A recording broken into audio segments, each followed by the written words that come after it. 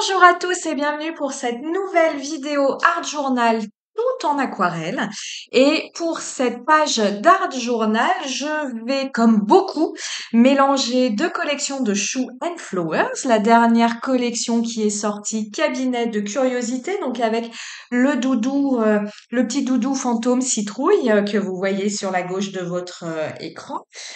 Et puis, entre autres, cette oursonne avec son parapluie. Et puis, vous verrez, un petit écureuil va aussi passer par ici, que j'ai ajouté en toute fin de ma composition pour, voilà, pour avoir un troisième personnage dans cette réalisation. Pour cette page d'art journal, au niveau matériel, je vais utiliser, donc je travaille dans un carnet à Neumul, 100% coton. C'est un format carré qui fait environ 20 centimètres de côté. C'est un papier coton de très bonne qualité pour faire de jolies réalisations. Ce carnet, ce papier fonctionne très très bien. Donc si vous recherchez un carnet pour faire de l'aquarelle ou de l'art journal aquarelle en papier coton. Les carnets à Neumul sont très très bien, donc n'hésitez pas. J'ai créé ma petite scénette en fond de page puisque ma première idée était de coloriser à même mon carnet, que ce soit le fond de ma réalisation et que ce soit mes petits personnages. Mais je vous le dis tout de suite, là vous voyez, je suis en train d'appliquer du fluide de masquage et je me suis trompée lors de mon achat, donc je vous le dis que vous ne fassiez pas la même bêtise que moi. J'ai acheté par mégarde, j'ai pas été assez attentive, j'ai acheté un fluide de masquage permanent. C'est-à-dire, alors déjà quand je l'ai appliqué, je l'ai trouvé particulièrement fin. D'habitude, le fluide de masquage, ça vous met vraiment une couche plastique assez épaisse sur votre papier. Et là, je me suis dit, bon, il est très très fin, bizarre, c'est pas comme d'habitude parce que j'ai déjà utilisé du fluide de masquage, je n'en avais plus, ou disons qu'il était complètement pâteux, inutilisable. Donc j'ai racheté ce nouveau petit flacon, je le trouvais pas comme d'habitude. Bon, et puis vous le verrez à un moment de la vidéo, une fois que j'aurai fait mon fond et mon sol, eh bien je suis venue gratter ce fluide de masquage et il ne s'est pas enlevé. Donc je suis allée voir ce qui se passait sur la bouteille et c'est un fluide de masquage permanent, donc qui ne s'enlève pas. Donc vous allez voir, je vais être obligée de retravailler à part mes petits tampons et venir les coller sur ma page. C'est absolument pas un problème, mais ça n'était pas prévu, mais on s'adapte, comme toujours dans l'art journal. Alors, pour réaliser le fond, je suis venue réaliser une forêt de sapins. Pour ça, je viens appliquer, vous le voyez, une première couche très très humide et je viens tenir mon carnet penché pour avoir des coulures. Ces coulures, pour moi, vont représenter les ombres des sapins qui sont dans le fond de ma forêt. J'ai appliqué une première couche d'eau claire sur mon fond de page que je ne suis pas venue appliquer jusqu'en haut de ma page afin que mon bourrelet d'eau s'arrête là où je souhaitais qu'il s'arrête. Donc vous voyez, c'est pas allé tout en haut de ma page, ça s'est arrêté bien avant.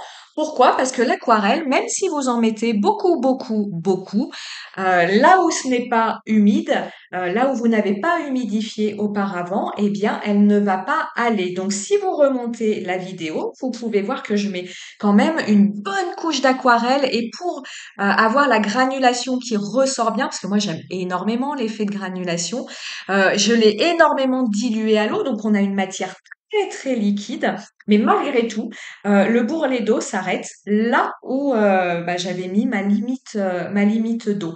J'aurais pu mettre un washi en haut de ma page pour arrêter mon eau, c'est une autre façon de faire. Mais lorsque vous mettez du washi, c'est ce que j'ai fait dans d'autres réalisations, vous avez un arrêt d'aquarelle, un bord, une délimitation entre votre aquarelle et votre page blanche, très marqué par le washi, très droit. Comme là, je veux pour le bas, là j'ai mis une bande de washi parce que par rapport au sol, je veux quelque chose de très droit.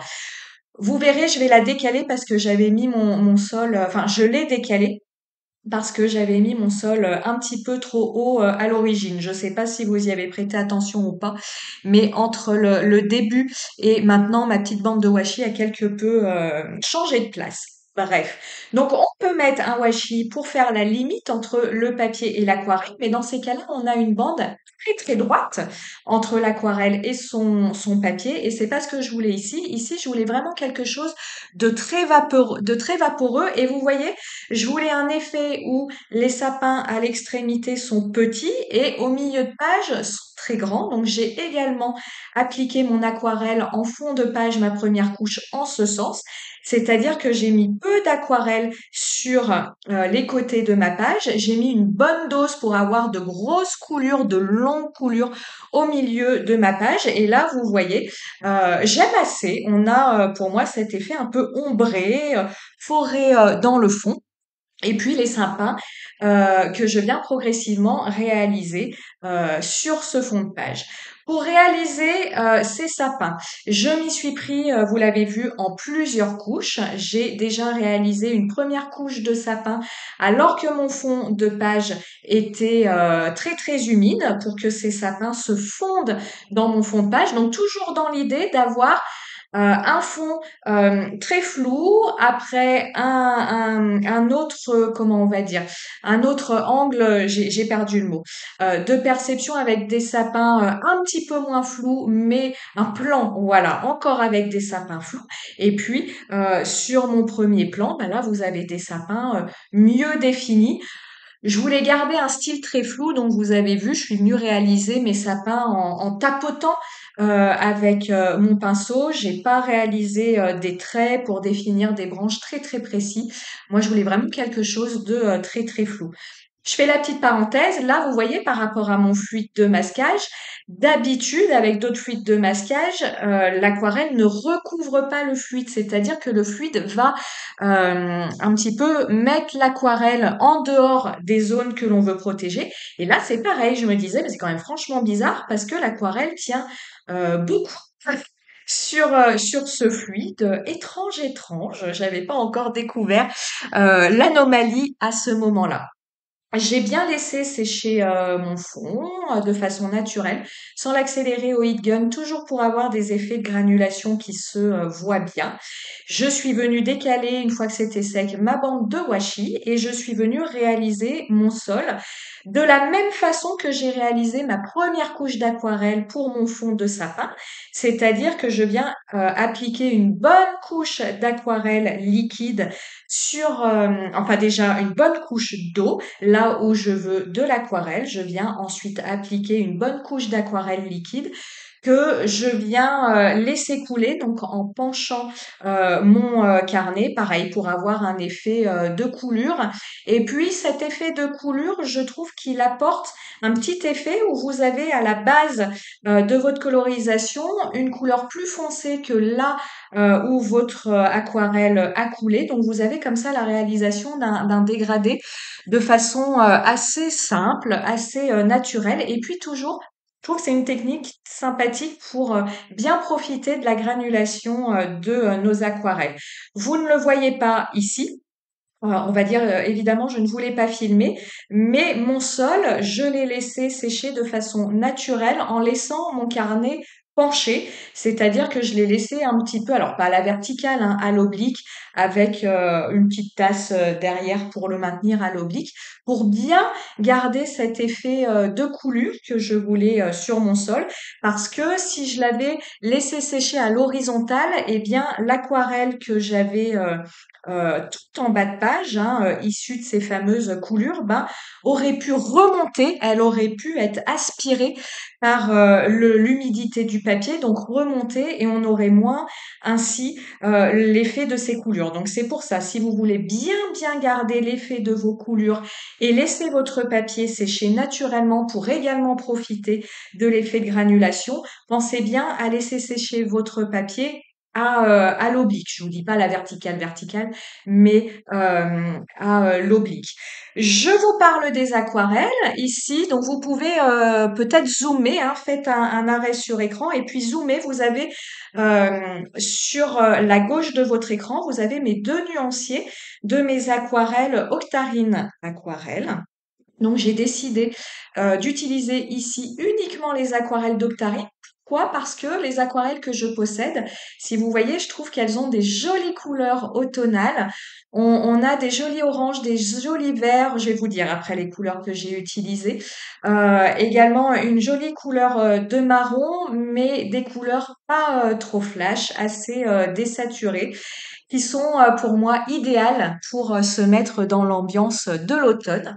Donc voilà pourquoi je suis partie sur les aquarelles d'Octarine. Et puis je voulais également des aquarelles granuleuses avec pas mal d'effets duochrome. Donc je vous rappelle, l'effet duochrome, c'est lorsque dans un même godet d'aquarelle, vous avez une aquarelle composée de plusieurs pigments et ces pigments, au moment du séchage, vont se séparer les uns des autres et vous allez comme ça obtenir une couleur euh, duochrome où vous allez pouvoir apercevoir finalement dans votre couleur, pas une couleur unie, mais une couleur avec deux couleurs. C'est notamment le cas de la couleur Viriditas que j'ai utilisée pour mon fond.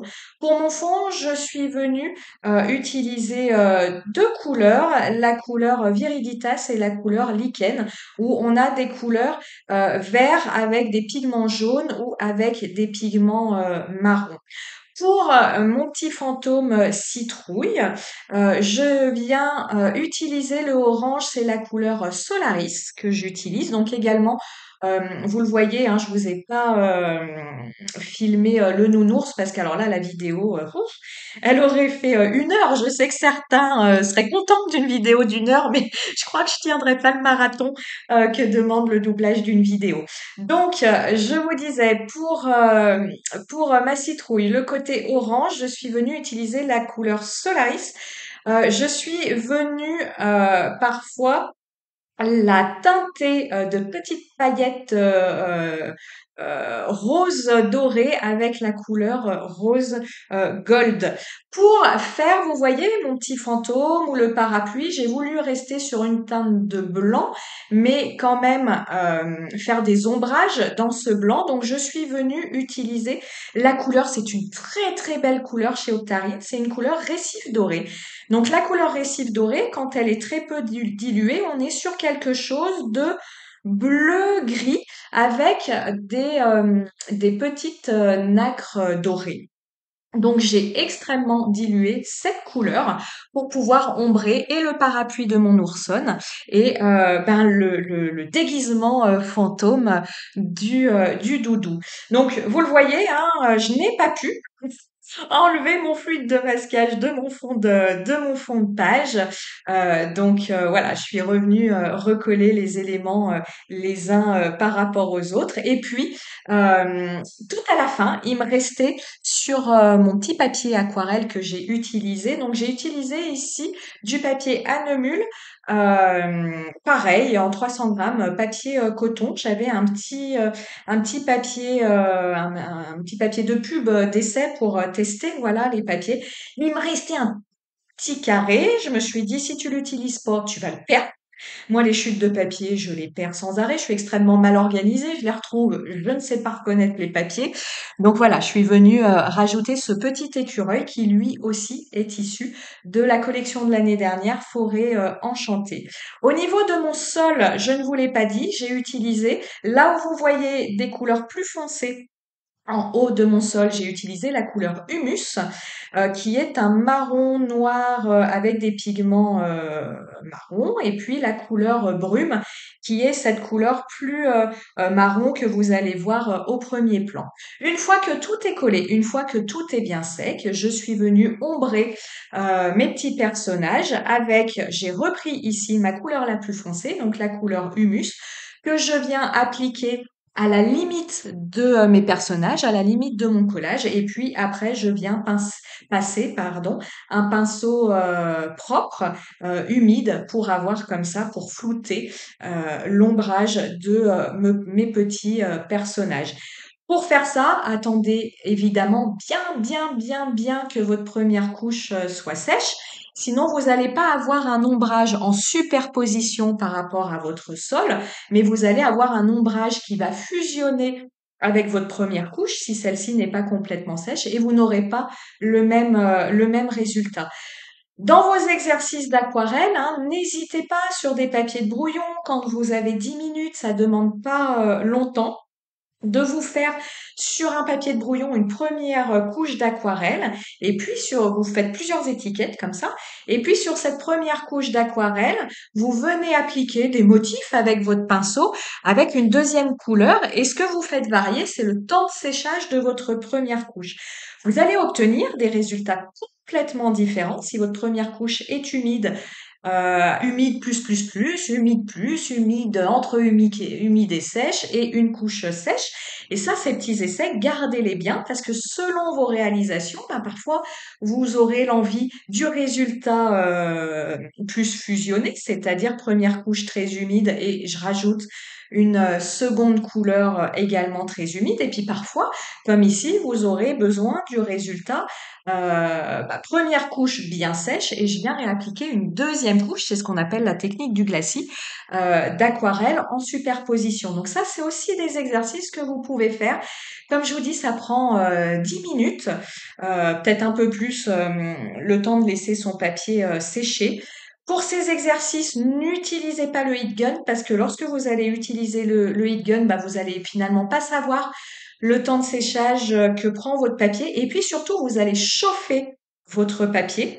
Et là aussi, vous n'allez pas avoir le même résultat si vous travaillez sur un papier lambda, voilà, comme mon carnet ici, ou un papier chaud du fait de la chaleur du heat gun, vous n'allez pas avoir le même résultat. Donc, faites aussi attention à ce détail. Le heat gun, c'est bien, ça accélère le séchage, ça fige le résultat tel qu'il est à un moment donné, mais c'est pas tellement le point négatif. La contrepartie de ça, c'est que ça chauffe votre papier et qu'après, il faut attendre que votre papier soit refroidi pour continuer à travailler. Donc ça, gardez-le bien en tête si vous ne l'aviez pas en tête.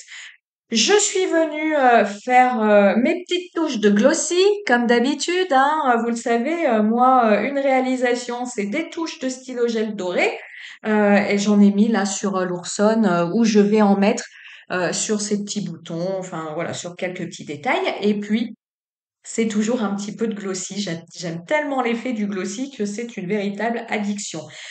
Pour venir renforcer l'effet, pardon, de il pleut et de sol mouillé, vous l'avez vu, je suis venue appliquer une petite touche de néocolor blanc qui vient comme ça, du fait de son côté crayeux, apporter du blanc sur mon sol. Et puis pour renforcer encore l'effet de mouillé, pardon, je viens appliquer du stylo gel. Donc ici, c'est un stylo gel Sakura et j'utilise préférentiellement la taille 10 qui est une taille de bille assez grosse pour pouvoir bien rouler sur le papier. Voilà, un petit titre. Le temps de laisser sécher tout ça et ma page est terminée. J'espère que cette réalisation vous aura plu. Voilà, j'espère que cette petite erreur de fuite de masquage, ben vous voyez, hein, on n'y voit rien finalement. Hein, ça a été bien réparé. Donc même quand vous faites des erreurs, essayez de rattraper vos erreurs parce que je vous garantis qu'on apprend aussi vachement de choses en essayant de bricoler pour rattraper ses erreurs. Moi, je vous souhaite une très bonne journée et je vous dis à très bientôt pour d'autres réalisations. Ciao, ciao!